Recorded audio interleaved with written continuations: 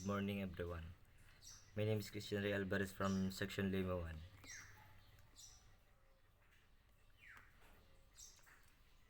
For today, the lesson for today is talk about Ltfrb, or the Land Transportation Franchising and Regulatory Board, or lupon sa pagpaprangkisa at regulasyon ng transportasyong lupa. Definition and background. The Ltfrb was created by virtue of an executive order issued on June 19, 1987, with the goal of simplifying the land transportation industry franchising system. Since the creation of the Ltfrb, the issuance of franchising for land transport operator has become more stringent, resulting in higher safety standards for the land traveler. Technical evaluation staff ensure that operating and safety standards of commercial and private vehicles are observed prior to the issuance of operating franchises. Ang Ltfrb ay may layunin na pasimplihin ang sistema ng franchising ng industriya ng transportasyon sa lupa.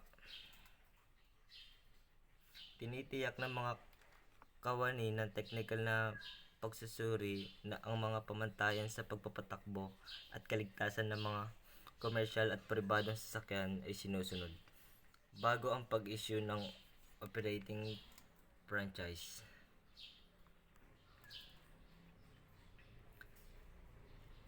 Is an agency of the Republic of the Philippines under the Department of Transportation.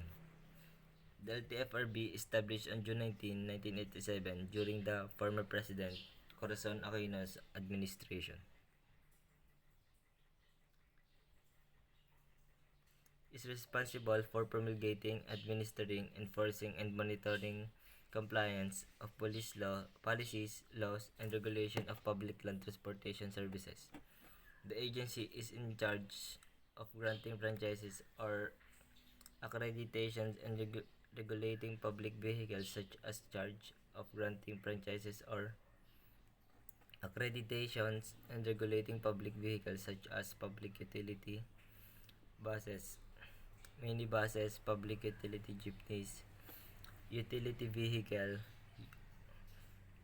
express services, field cab service, school service, taxis, transportation network vehicle services, and tourist transport services.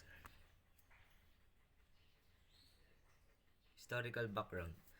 The regulatory land transportation dates back to the early 90s. The Ltfrb, therefore, is a product of a series of transformations. The evolutionary progression runs as thus.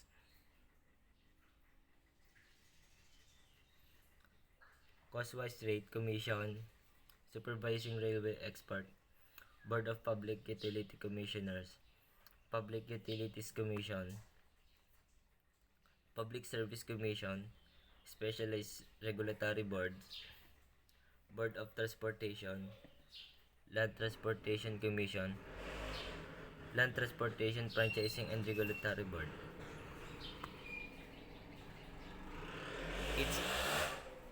Its mandate: to promulgate, administer, enforce, and monitor compliance of policies, laws, and regulations of public transportation services, upang ipahayag, pangasiwaan, ipatupad at subaybayan ang pagsunod ng mga patakaran, batas at regulasyon ng mga serbisyo ng pampublikang transportasyong panlupa.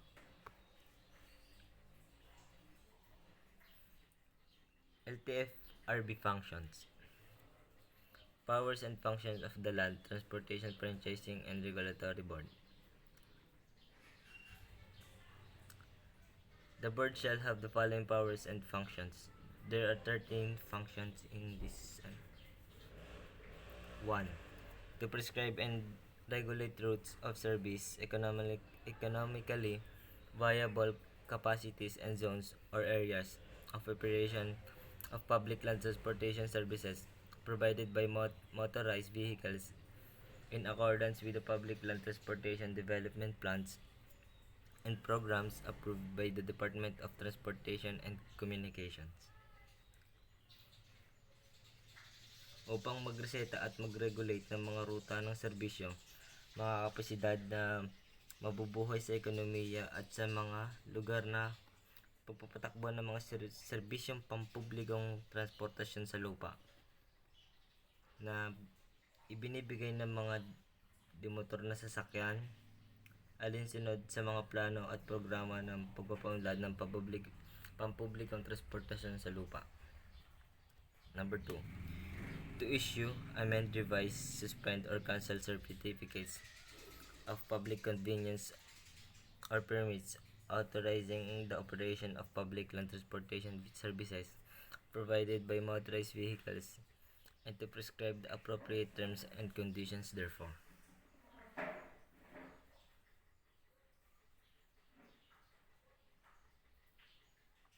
Three, to determine, prescribe, and approve and periodically review and adjust reasonable fares, rates, and other related charges relative to the operation of public land transportation services provided by motorized vehicles. 4. To issue preliminary or permanent injunction, whether prohibitory or mandatory, in all cases in which it has jurisdiction and in which cases the pertinent provisions of the rules of court shall apply. Number 5. To punish for contempt of the board, both direct and indirect, in accordance with the pertinent provisions of and the penalties prescribed by the rules of court. Upang parusahan para sa paghamak sa lupon. 6. To issue sub povena and sub povena juices tecum and summon witnesses to appear in any proceedings of the board to administer oaths and affirmations.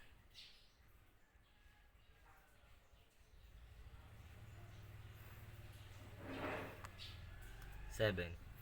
To conduct investigations and hearings of compliance or violation of the public service laws on land transportation and the board's rules and regulations, order decisions and or rulings, and to impose fines and or penalties for such violations. Pagsasagawa ng mga pagsisiyasat at pagdinig ng mga reklamo para sa paglabag sa mga batas ng pampublikong serbisyon transportasyon sa lupa. Number 8. To review motu proprio the decisions, actions of the Regional Franchising and Regulatory Office herein created. Upang suriin ang mga desisyon at aksyon ng Regional Franchising Regulatory Office. 9. To promulgate rules and regulations governing proceedings therefore, Board and Regional Franchising and Regulatory Office, provided that except with respect to paragraphs D, E, F, and G hereof, the rules of procedure and evidence prevailing in the courts of law should not be controlling and its spirit and intention of said rules, that the board and the regional franchising and regulatory offices shall use every and all reasonable means to ascertain facts in its case speedily and objectively and without regard to technicalities of law and procedures, all in the interest of due process. 10. To fix, impose, and collect and periodically review and adjust reasonable fees and other related charges for services rendered, upang ayusin at kolektahin Panapanahon suriin, ayusin ang mga makatwirang bayarin at iba pang kaugnay ng mga singil para sa serbisyong ibinigay. 11. To formulate, promulgate, administer, implement, and enforce rules and regulations on land transportation public utilities, standards of measurements, and or design and rules and regulations requiring operators of any public land transportation service to equip, install, and provide in their utilities and in their stations such devices, equipment facilities, and operating procedures and techniques as may promote safety protection, comfort, and convenience to person and property in their charges as well as the safety of persons and property within their areas of operations. 12. To coordinate and cooperate with other government agencies and en- entities concerned with any aspect involving public land transportation services with the end in view of affecting continuing improvement of such services. 13. Last, to perform such other functions and duties as may be provided by law, as may be necessary or proper or incidental to the purposes and objectives of his executive order.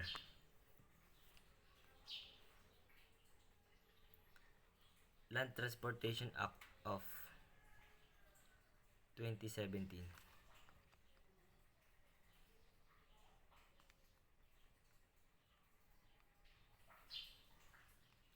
House Bill number 6776, known as the Transport Act of 2017, was passed to the Congress that proposes the merging of two major transport regulators, namely Ltfrb and LTO, into one agency, that is the Land Transport Authority.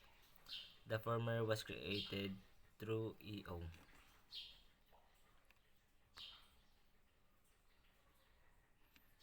Is Ltfrb and LTO is the same? The Ltfrb is in charge of public vehicles in country, while LTO is tasked with the overseeing private cars. But responsibilities of two agencies sometimes overlap. For instance, the professional license issued to drivers of public utility vehicles comes from the LTO. What are the roles of LTFRB with regards to traffic management? Ang LTFRB is responsible for promulgating, administering, enforcing, and monitoring compliance of policies, laws, and regulations of public transportation services.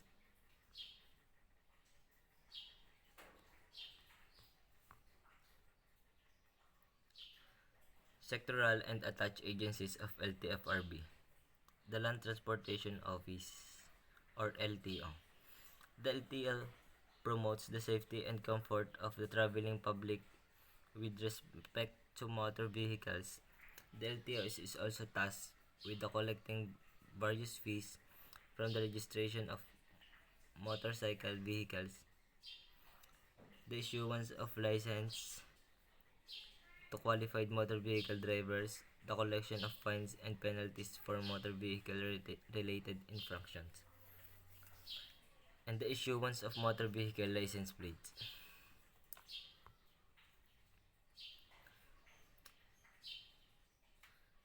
The Land Transportation Franchising and Regulatory Board, or LTFRB. The LTFRB was created by virtue of an executive order issued on June 19, 1987 with the goal of simplifying land transportation industry franchising system.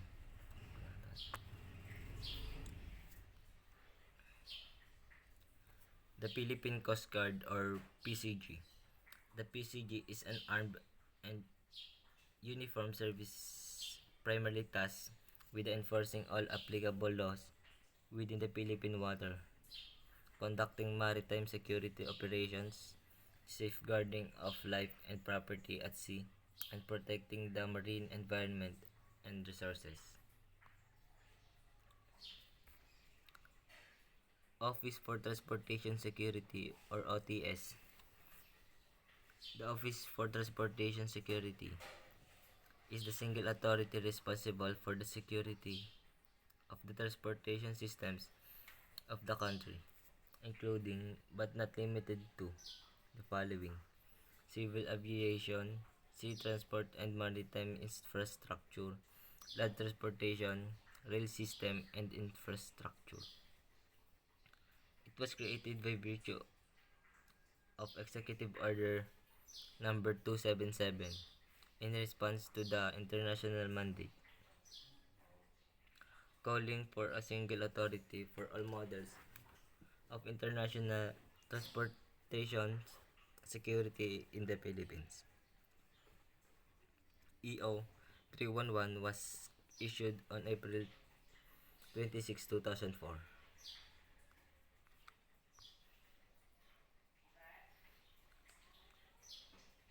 Civil Aviation Authority of the Philippines or CAAP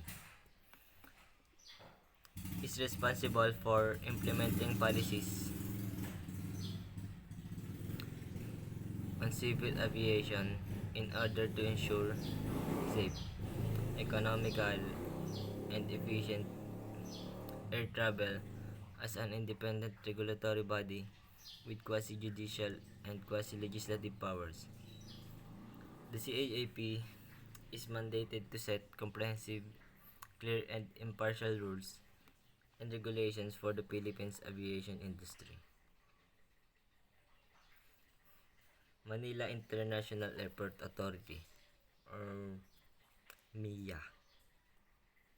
Created by Executive Order 778, the MIA provides safe, efficient, and reliable airport facilities for international and domestic travel at the Ninoy International Airport or also called NAIA. It also tasked with promoting NAIA as a center of international trade and tourism. Clark International Airport Corporation.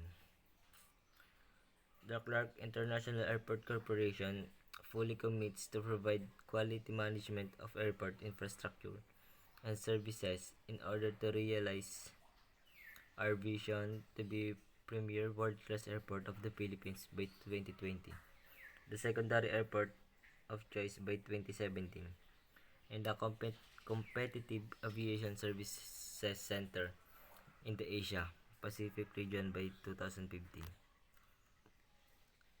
Civil Aeronautics Board is tasked with regulating, promoting, and developing the economic aspects of civil aviation in the Philippines.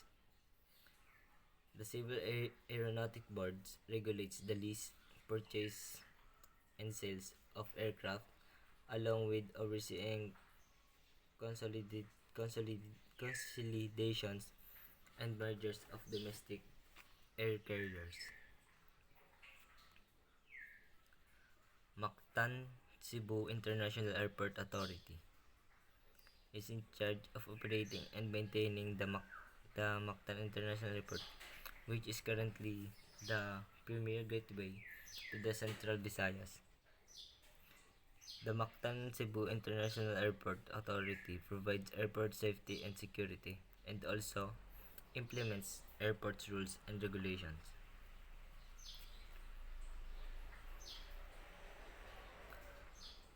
Toll Regulatory Board (TRB). The Toll Regulatory Board supervises and regulates the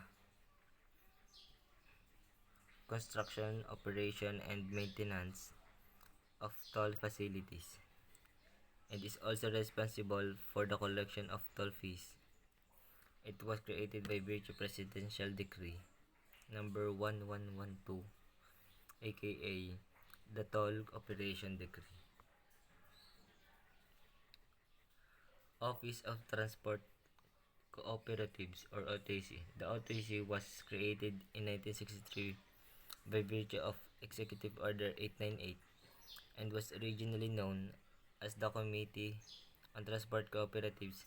The current objective of the OTC is to integrate the transport cooperative program into public transport and transit system in order to achieve economies of scales with respect to fuel consumption.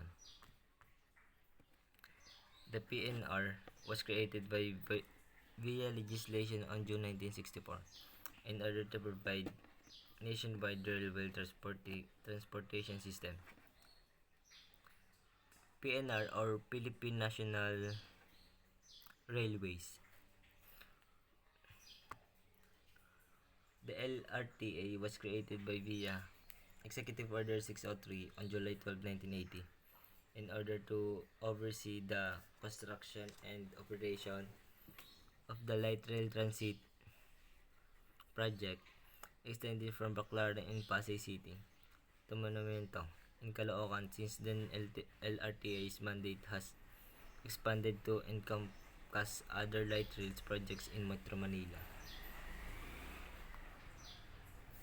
Philippine Ports Authority is the primary government agency concerned with the planning and development of the country. Seaports. Established in 1974, the PPAE charter was amended by Executive Order 857, which expanded its functions to include the integration and coordination of ports nationwide. Cebu, Cebu Ports Authority or CPA.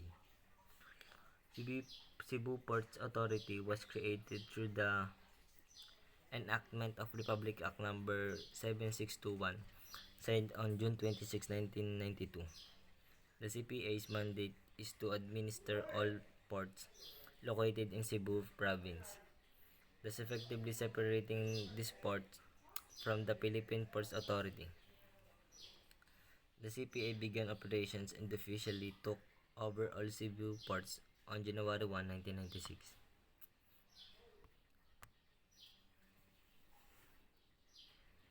And that's all.